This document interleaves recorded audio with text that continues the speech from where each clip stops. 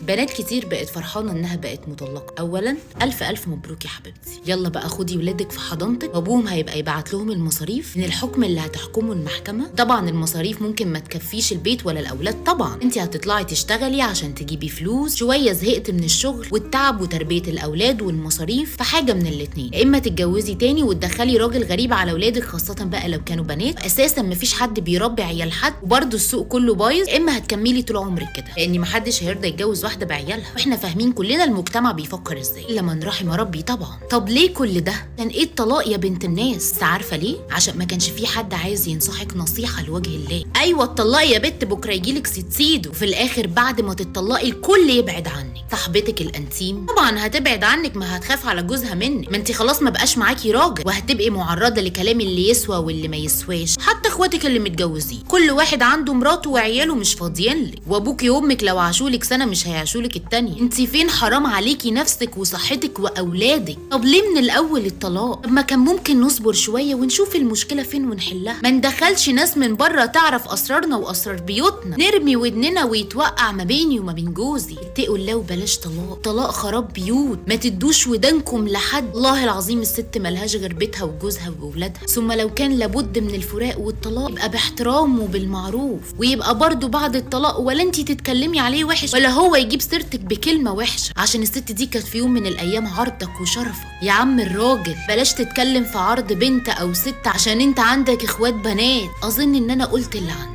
متجوزين عشان الموده والرحمه والسكن والاستقرار، انتم مش في حرب. الله العظيم الكل هيتحاسب وهنقف كلنا قدام ربنا راكعين بنرجو الرحمه يوم. بصوا جايه انضف تحت السلم عشان خاطر انا جايبه هنا شويه حاجات زي ما انتم عارفين، ومحتاجه ارصها بس رص على النظافه كده. هنضف الاول مكان الدهان والكلام ده كله، هو تحت السلم بس ماشي، لان لسه في حاجات شغل جوه هيتعمل، فحرام ان انا انضف واعمل وسيراميك والكلام ده كله ويرجع مثلا بتاع الرخام يبهدل، بتاع السباكه يبهدل كده يعني.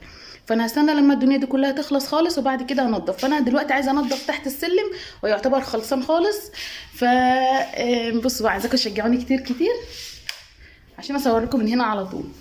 تمام، اصوركم يومياتي عامه، سواء هنا في اي مكان اصوركم يومياتي. تمام، بصوا بقى شايفين المنظر، حاجه كده تسد النفس. في شويه كركبه، الكنبه دي عايزه امحيها خالص، مش عارفه كل ما اشيلها من هنا لهنا لهنا عامله لي كركبه، فانا هشيلها احطها بقى فوق السطح بقى زي ما يحصل. بس اهم حاجه انا عايزه انضف تحت السلم، مليانه كراكيب ومواعين بقى، ما اعرفش حاجات كتير كده، ومكان الدهان وتراب وكده، وكمنه مكان نازل لتحت شويه، فدايما التراب بينزل فيه البهدله، حاجات كتير كده. فانا هنضف، هشيل الكنبه وانضفه وارص بقى كل المواعين اللي انا جبتها دي على نظافه. عارفين بقى المواعين بتاعتي اللي كانت تحت السرير الاطفال اللي هناك وكده، هظبط لها مكان عشان اعرف لسه فاضل كام، يعني لسه فاضل مساحه قد ايه في تحت السلم، هعرف احط الديب فريزر لما اجيبه ولا لا، والدنيا دي. واي حاجه بقى حابه اجيبها من هناك، حتى لو هحطها جوه في البيت طبيعي ان انا احطها هنا الاول، لان المكان ده مش هيبقى فيه دهوسه، على بال بقى ما اخلص زي ما قلت لكم جوه الشقه ورخام بقى والتراب والعفره والكلام ده كله. كل ما اقول للراجل هات لي فلوس عشان اعمل شوفينج ده ولا شوفينج عشان اجيب هدوم وشويه حاجات وشبشب وشويه حاجات، منين اجيب لك منين؟ كل اصحابي اللي على السوشيال ميديا كلهم جايبين هدوم وجايبين حاجات جميله وبروحوا يعملوا شوفينج، الا هو قاعد لي كده اجيب لك منين؟ كل 24 ساعه يقول اجيب لك منين؟ افتح بنكي يا اخوي.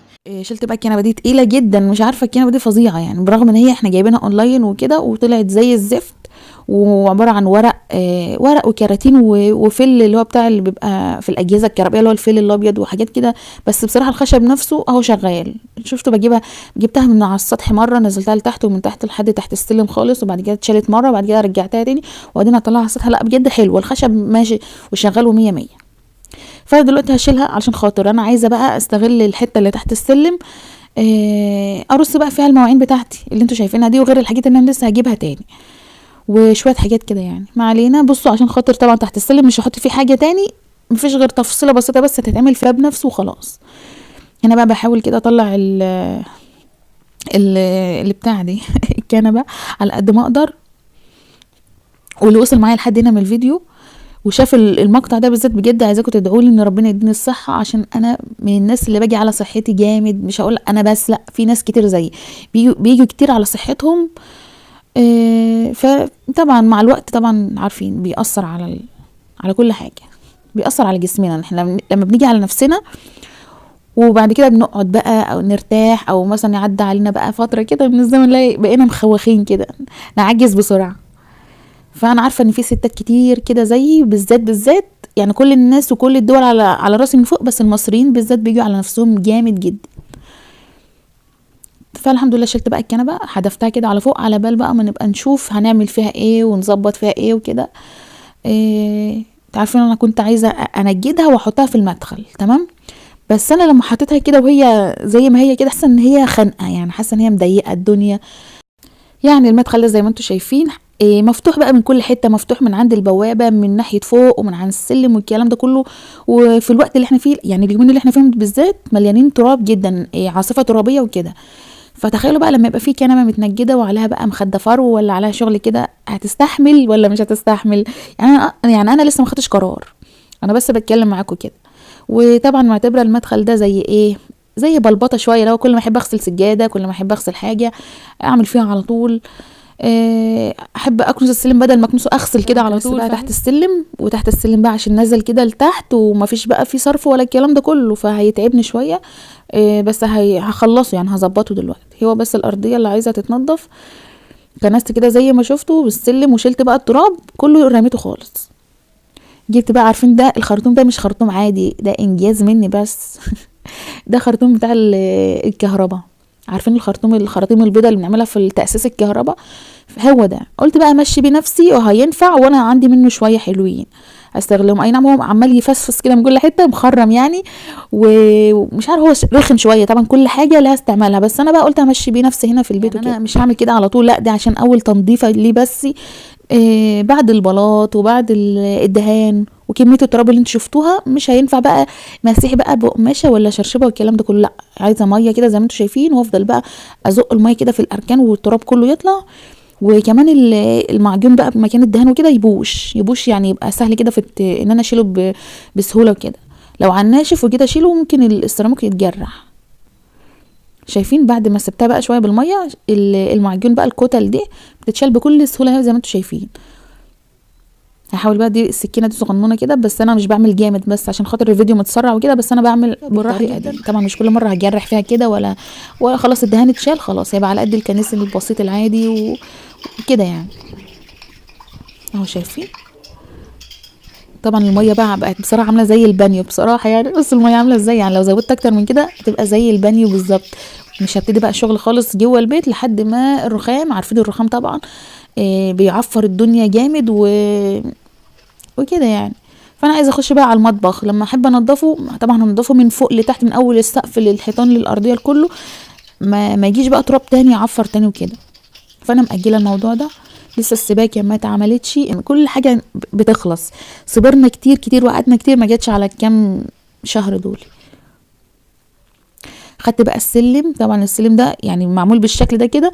البلاط ده كان فايض من بلاط الحمام، انا عامله طبعا جايبه بلاط للحمام مخصوص كده كشكل ديكور بس مش اكتر. ففاض منها كام بلاطايه ومش مكفين اللي هم كرتونه، فنرجعها، لا مش مكفيه كراتين وكده. فهو قال يعني اللي بيبلط حب يحطه هنا، قلت له ماشي مفيش مشكله. فزي ما انتم شايفين شكله حلو وكسر كده اللون واول ما هقفل الباب ده السلم تحت السلم مش هيبان خالص. الميه بقى زي ما قلت لكم مفيش صرف ولا في حاجه ولا في حتى سفنجه اشيل بيها الميه. فبالفوطه بقى الصغيره دي هشيل بقى كل الميه وكل القشر اللي انا قشرته من السيراميك اللي هو المعجون وكده، الفتافيت دي كلها هلمها طبعا بالفوطه برضو، وبعد كده مش هخلي فيها اي حاجه. بس هشيل بقى كل الزيادات بتاعه الميه والحاجات اللي انا مش واخده بالي منها عشان خاطر تنشف بسرعه وكده. بس طبعا في الوقت ده طبعا التليفون فصل، وكمان لما قلت لكم انا هفك الدولاب وكده، الدولاب يعني هيتفك وكده.